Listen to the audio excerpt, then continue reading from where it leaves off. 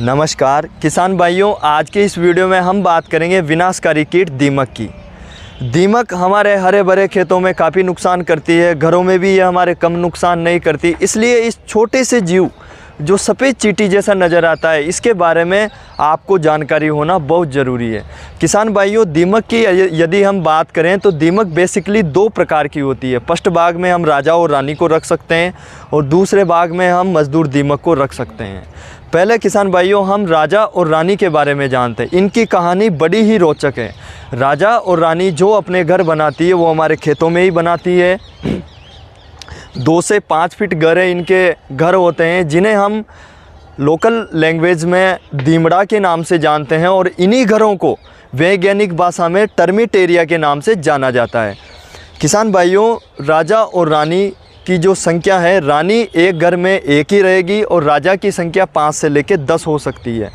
राजा और रानी इन्हीं घरों में लगातार मेटिंग क्रिया के द्वारा प्रतिदिन हजारों की संख्या में अंडा उत्पादन करते हैं और ये जो अंडे पैदा करते हैं राजा और रानी, इनमें अधिकांशतः जो दीमक होती है वो मज़दूर दीमक होती है। किसान भाइयों, इनके बारे में एक रोचक बात यह है कि राजा और रानी कभी भी अपने घरों से बाहर नहीं निकलते हैं। अब प्रश्न आता है कि इनके भोजन का जुगाड़ कैसे होता है। किसान भाइयों, दूसरी दीमक जो मज़दूर दीमक, जिसको हम श्रमिक दीमक या सैनिक दीमक कह सकते हैं, वो हमारी फसलों से का सत्यानाश करके जो भोजन है वो राजा और रानी के लिए अपने घर में लाती है और राजा और रानी बढ़िया ऐशो आराम से अपने टर्मेट एरिया में रहते हैं और अपनी ज़िंदगी को व्यतीत करते हैं। तो किसान भाइयों, अब हम बात करते हैं मज़दूर दीमक के बारे में कि ये जो दीमक है ये कैसे नुकसान करती है। आप लोग जानते होंगे कि दीमक का प्रिय भोजन है अध सड़ा या कच्ची गोबर की खाद, यानी कि कोई भी ऐसी चीज़ जिसमें सेल्यूलोज पाया जाता है उसको दीमक बहुत पसंद करती है। इसलिए यदि आपको अपने खेतों को, अपनी फसल को सुरक्षित रखना है तो आप अच्छी सड़ी हुई गोबर की खाद ही अपने खेतों में डालें।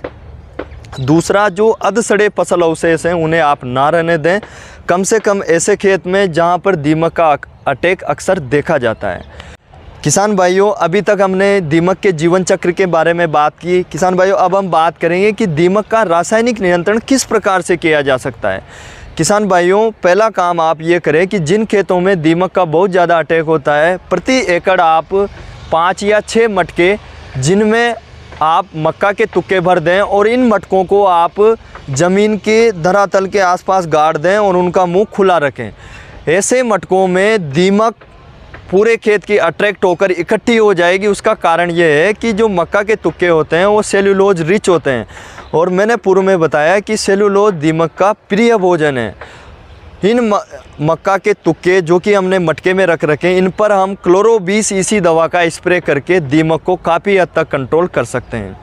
दूसरा, यदि आपके खेत में दीमक की अक्सर समस्या रहती है तो आप खेत की तैयारी के समय क्लोरो 20 EC दवा मात्रा 3 लीटर प्रति हेक्टेयर की दर से गोबर, मिट्टी, रेत या यूरिया, इन में से किसी के भी साथ आप मिलाकर अपने खेत में डालें। काफ़ी हद तक दीमक का कंट्रोल आपका हो जाएगा। दूसरा, यदि आप अपने खेत में नीम की खली यूज करते हैं तो इससे भी खेत में दीमक आने का खतरा काफ़ी कम हो जाता है। दीमक का यदि पूर्णतया नियंत्रण संभव है तो वो है किसान भाइयों जैविक उपाय से। जैविक में आप क्या करें, 2 प्रकार की फफूंदी नाशक आती है, जैसे मेटाराइजियम, बुवेरिया, ब्रेसियाना। बेसिकली लोकल मार्केट में ये दोनों फफूंदी नाशक कम ही मिल पाते हैं, लेकिन आप जो भी सरकारी इंस्टीट्यूट है कृषि के, जैसे ATC हुआ, कोई COE हुआ, कृषि विज्ञान केंद्र हुआ, वहाँ पर ये आसानी से मिल जाती है। इन फफूंदी नाशक को आप गोबर की खाद के साथ मिक्स करके खेत की तैयारी के समय या सिंचाई से पहले यदि आप डालते हैं किसान भाइयों, तो ये फफूंदी नाशक, जैसे ट्राइकोडर्मा के बारे में आप जानते हैं, ट्राइकोडर्मा इन्फेक्शन करता है जो फफूंदी हमारे खेत में लगती है, वैसे ही जो दीमक हमारे खेत में है ये फफूंदी नाशक उस दीमक को संक्रमित कर देते हैं। और खास तौर से जो मज़दूर दीमक है जो हमारे खेतों में सर्वनाश करती है, उसको ये संक्रमित कर देते हैं। और मैंने पूर्व में बताया कि यही मज़दूर दीमक भोजन लेकर राजा और रानी के दीमड़े में जाते हैं, जिसको हम रॉयल पैलेस कहते हैं। तो श्रमिक या मज़दूर दीमक यदि इन्फेक्टेड होती है तो उसी भोजन जिसको ये लेकर जा रहे हैं उससे राजा और रानी भी इन्फेक्टेड हो जाती है और हमारे खेत से दीमक का पूर्णतया कंट्रोल हो जाता है। रासायनिक नियंत्रण इसलिए ज़्यादा प्रभावी नहीं है क्योंकि रासायनिक में हम क्लोरो 20 सीसी दवा का या नीम की खली का यूज़ करते हैं, तो जो लेबर जो मज़दूर दीमक हमारे खेत में रहती है उसको ही वो कंट्रोल करती है। और जो अंडे देने वाली मशीन होती है जिसको हम राजा और रानी कहते हैं, वो संक्रमित ना होने के कारण उसका नियंत्रण नहीं हो पाता और लगातार 1 या 2 महीने के अंतराल के बाद दीमक फिर से हमारे खेत में दिखने लग जाती है। तो किसान भाइयों, मैं कहूँगा कि यदि आपको दीमक का कंट्रोल करना है तो आप मेटाराइजियम, बुवेरिया ब्रेसियाना फफूंदी नाशक का ज़रूर यूज करें।